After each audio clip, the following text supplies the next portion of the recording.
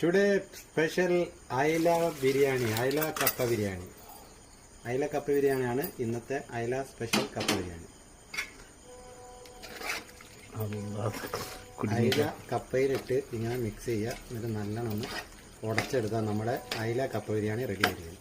ഇത് വേണ്ടി നിങ്ങൾ ചെയ്യേണ്ടത്, നല്ല കപ്പ അടുപ്പത്ത് വെച്ച് നല്ല വേവിച്ചതിന് ശേഷം അതിൻ്റെ അകത്തേക്ക് അയില ഇട്ട് മിക്സ് ചെയ്യാം.